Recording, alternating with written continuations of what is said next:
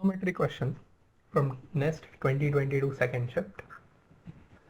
It is a multiple choice question, so only one option is going to be correct. If alpha and beta satisfy the equation sin alpha plus sin beta is equal to root 3 times cos alpha minus cos beta, then sin 3 alpha plus sin 3 beta is 0, sin 3 alpha plus sin 3 beta is 1, sin 3 alpha minus sin 3 beta is 0, and sin 3 alpha minus sin 3 beta is 1.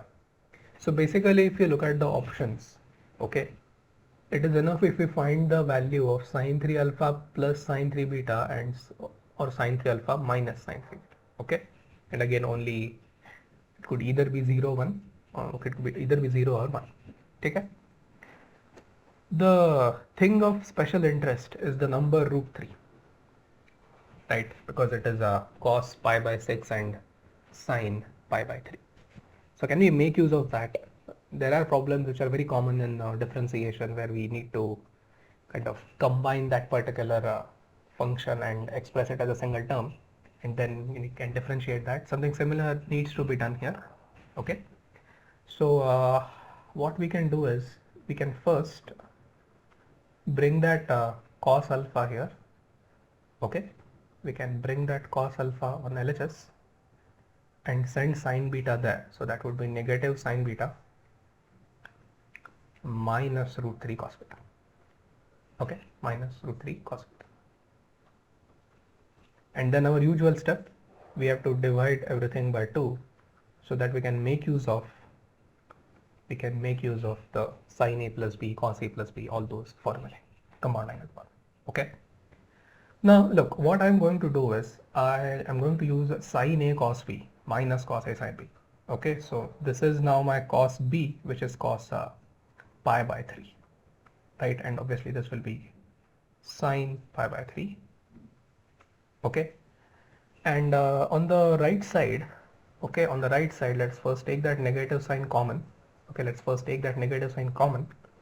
So there again I can write 1 upon 2 there, and root 3 by 2 here, and it would be sin beta plus root 3 by 2 cos beta. Okay, root 3 by 2 cos beta. Now look, on the right side, okay, on the right side there is a chance that I can use again sin A cos B, but this time plus cos A sin B. Okay, so what can I say? Again, let us write this as cos pi by 3. Let us write this as sin pi by 3. Okay, so what does it give us then? What does it give us? It's sin alpha cos pi by 3 minus cos alpha sin pi by 3. So that has to be sin of alpha minus pi by 3. Okay, alpha minus pi by 3. That will be equal to what? Negative of sin A cos B plus cos A sin B. So that will be equal to sin of beta plus pi by 3. Okay, beta plus pi by 3. Let's check it again. Look, it is sin A cos B, so sin beta cos pi by 3 plus cos beta sin pi by 3. So because of that negative sign, okay, but both the terms have negative signs there. Okay, both the terms have negative signs. That's because of this. Sorry, that's because of this. Okay, and the shifting. So we've now got this relation. Alpha minus pi by 3 is sine is negative of sin of beta plus pi by 3. Now actually we can consider two possibilities here. Okay, we can consider two possibilities here. First possibility is that sine of negative theta is negative sine theta. Okay, and secondly, sine of pi plus theta is also negative sine theta. Okay, at least in that 0 to 2 pi range, if we are solving the equation for principal solutions, then these two inequality equations are useful, right? So let us keep alpha minus pi by 3 right here. Let's keep that right here. Okay, and let us first make use of the sine of negative theta equal to negative sine theta here. Okay, so this will now give us negative beta minus pi by 3. Okay, or I can also write sine of alpha minus pi by 3 equal to sine of pi plus that, right? Pi plus beta plus pi by 3. ठीक है. So we can now equate the angles then. Alpha minus pi by 3 is equal to negative beta minus pi by 3. Okay, so alpha is equal to negative beta. So 3 alpha is equal to negative 3 beta. Sine 3 alpha is equal to sine of negative 3 beta, which is this. And then we can get sine 3 alpha plus sine 3 beta is equal to 0. Okay, it is equal to 0. Now, because we have got, we have considered a possibility, okay, the first equation where from the first equation we got alpha equal to negative beta. So the values of alpha and beta, whatever they are, they indeed satisfy sine 3 alpha plus sine 3 beta equal to 0, which we have derived from the given data, which means option B is definitely not right. Okay, option B is definitely not right. Okay, it could be option A or C, D.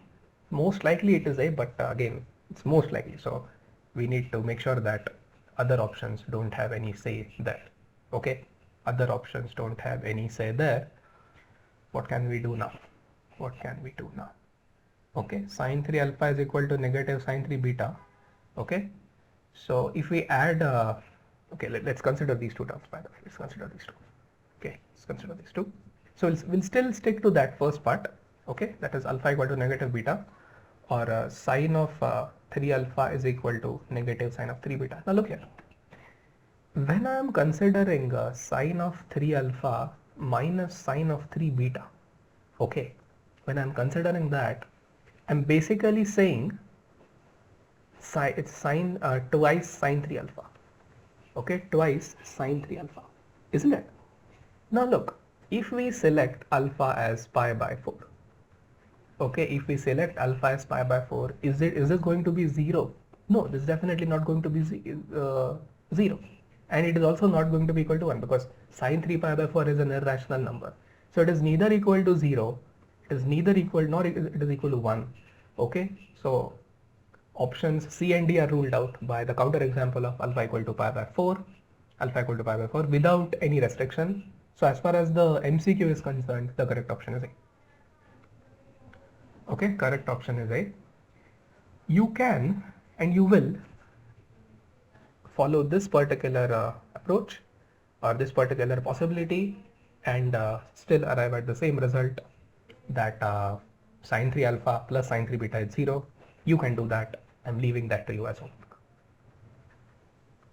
Okay, so again, as far as the MCQ is concerned, during the exam time, all you need to do is just pick the correct option and go to the next question. That will save your time and you can spend that time on the remaining questions.